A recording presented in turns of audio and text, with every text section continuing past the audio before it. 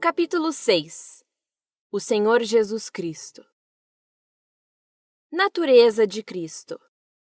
Podemos responder quem é Cristo ao entender as explicações dos nomes pelos quais ele é conhecido. Filho de Deus, que diz respeito à sua deidade ou divindade. Jesus, intitulado Filho de Deus, não é chamado assim por ser como os homens santos, que são filhos de Deus. Para ele, esse título tem um significado único, o qual nenhuma outra criatura no universo compartilha.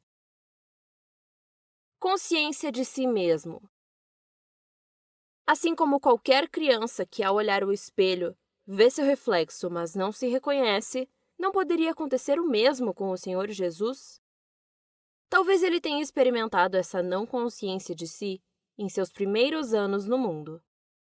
Nas Escrituras, há 2 passagens de Lucas relatando a infância de Cristo. Precisamente na idade de 12 anos, quando ele já tem consciência de si. Mas o momento exato em que esse conhecimento veio a ele deve permanecer um mistério para nós. Depois, sua consciência como filho de Deus é relatada na vida adulta, durante sua passagem pelo deserto, onde Satanás tenta-o a duvidar de sua divindade. E por último, diante do concílio judaico, onde, sob juro sacerdote, poderia salvar-se dizendo ser filho de Deus como todos os homens são. Mas ele não fez apenas isso. Ele assumiu sua divindade, mesmo isso significando sua morte. As reivindicações de Jesus. Jesus colocou-se em paridade com a atividade divina. Por ser Deus, ele realizou coisas que apenas Deus poderia fazer, como perdoar pecados e ressuscitar os mortos. Ele também reivindicava uma lealdade e rendição absoluta, que somente Deus poderia reivindicar. E todas essas reivindicações foram feitas por aquele que viveu como o mais humilde dos homens. Para admitir que Jesus é realmente uma divindade, é necessário apenas 2 coisas: admitir que Jesus era um homem bom e assumir que ele não era demente. Isso porque, se dissesse ser filho de Deus sem ser verdade, seria um homem mau. E se fizesse tal afirmação sem ter essa consciência, não seria sábio. A autoridade de Cristo. Jesus punha humildemente sua autoridade como Deus a todo o povo. Ele não falava de sua opinião ou crenças, mas sim dizia o que sabia, como um soberano.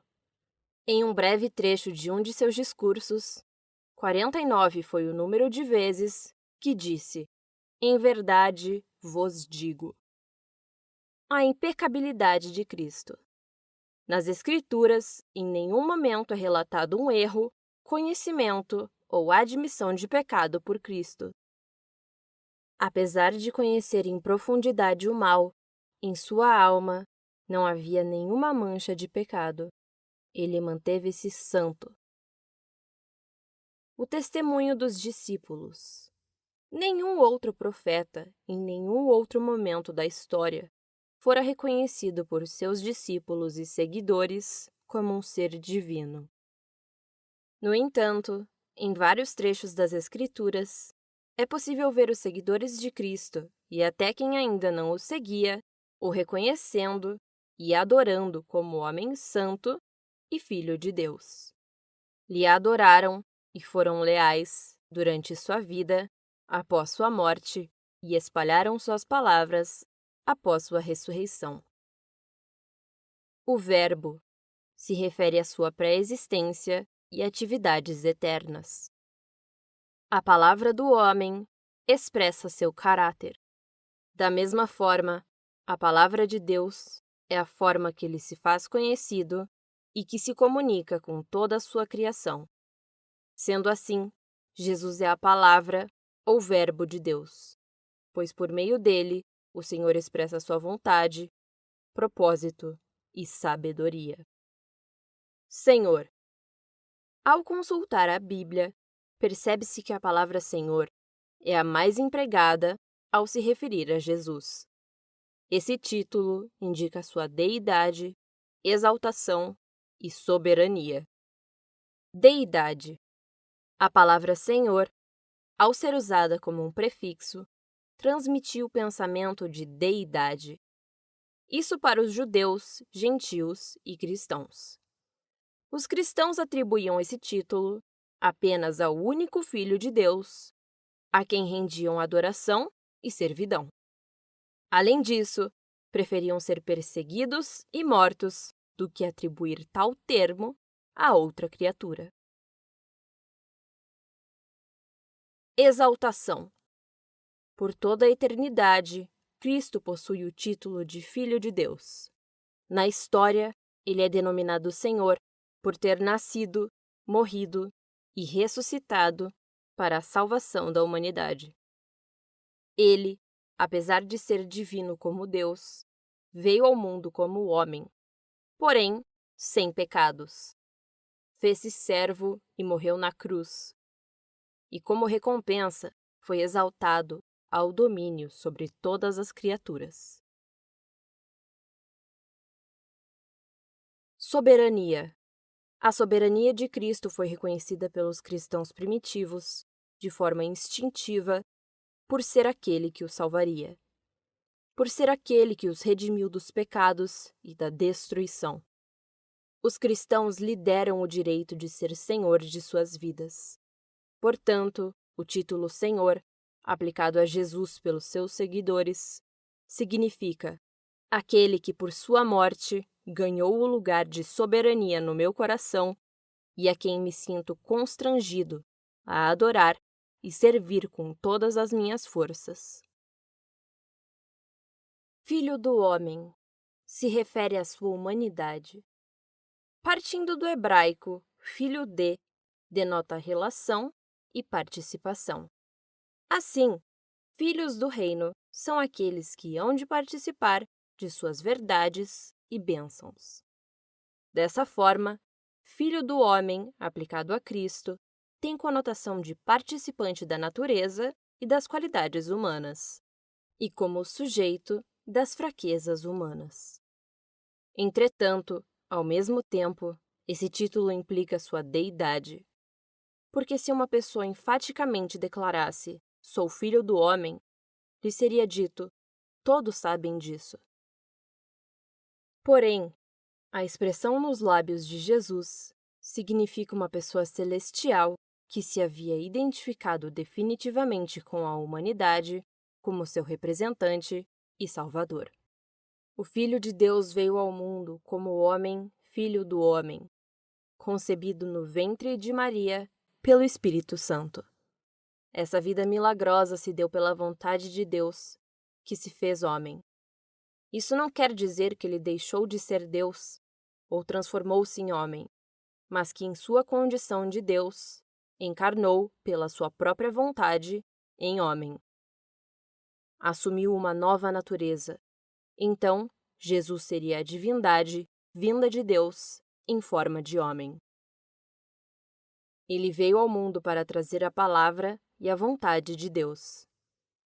Ele tomou a natureza humana para glorificá-la e prepará-la para o destino celestial. Tal como expressa João capítulo 1, versículo 2, ele se fez filho do homem para que os filhos do homem pudessem ser feitos filhos de Deus. No entanto, o pecado serve de obstáculo a esse propósito. Então, para livrar-nos da culpa do pecado e de seu poder, o Filho de Deus morreu como sacrifício expiatório. Cristo fala de seu título oficial e missão. A profecia. Cristo, em hebraico, significa Messias, que representa a unção. Esse termo era aplicado aos reis que governavam, representando Jeová. Em alguns casos, o símbolo da unção era seguido pela realidade espiritual, de forma que a pessoa seria o ungido do Senhor.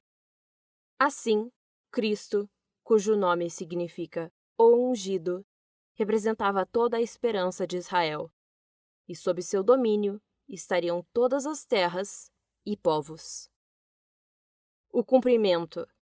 Por muito tempo, os povos esperavam pelo enviado dos céus para guiá-los à vida eterna. No entanto, não acreditaram quando Jesus veio, por esperarem por um campeão, forte e político que os governaria a vitória nas guerras. Satanás tentou Jesus a seguir pelo caminho mais curto, usando de seus poderes para dar aos homens os bens materiais ou provar a eles por meio da guerra e politicagem que ele era o Filho de Deus, enviado para salvar a todos de seus pecados. No entanto, Cristo, sabendo de quanta violência e maldade esse caminho geraria, optou por seguir seu Pai e conquistar espiritualmente o coração das pessoas, confiando apenas nas armas espirituais e mantendo-se longe das políticas e guerras, sendo bom, servindo e espalhando a palavra do Criador. Jesus negou as tentações de Satanás e escolheu a cruz, pois ela era parte do plano de Deus para a sua vida. Portanto, Cristo não veio ao mundo como o povo esperava, mas veio exatamente como o povo precisava, um Salvador que se entregaria em nosso lugar. Filho de Davi. Refere-se à sua linhagem real. A profecia. Como recompensa por sua fidelidade, a Davi foi prometida uma dinastia perpétua. À sua casa foi dada uma soberania eterna sobre Israel. O povo tinha consigo a esperança de que, independente do que acontecesse à nação, no tempo assinalado por Deus, apareceria um rei pertencente ao trono e à linhagem de Davi. Cumprimento. Em tempos de aflição, os profetas relembravam ao povo essa promessa, dizendo-lhe que a redenção de Israel e das nações estava ligada com a vinda de um grande rei da casa de Davi. Deus desceria para salvar o seu povo no tempo em que haveria na terra um descendente da família de Davi, pelo qual Jeová resgataria e, posteriormente, governaria o seu povo. E então, quando a casa de Davi parecia estar reduzida à miséria por milagrosa ação de Deus, a profecia de Isaías, capítulo 11, se cumpriu. O ramo brotou do tronco e cresceu, tornando-se uma poderosa árvore que tem protegido diversos povos e nações. Jesus remete-nos à sua obra salvadora. Nas Escrituras, encontramos que Deus é a fonte de recuperação e salvação, o soberano que salva seu povo. Deus age por meio de instrumentos. Ele usou de Moisés para livrar o povo da escravidão do Egito. Sendo assim, Deus enviou seu Filho, nascido do homem, para livrar seu povo do pecado. Jesus veio sob a lei para que pudesse remir os que estavam debaixo da lei. Jesus espalhou o Evangelho, pregando o amor e a servidão ao Pai como fonte de recuperação dos pecados. Sendo assim, Cristo foi crucificado como expiação para livrar as pessoas de seus pecados, pois salvar o povo implica a expiação, e a expiação implica a morte. Então Jesus morreu e, como divindade, ao terceiro dia, ressuscitou.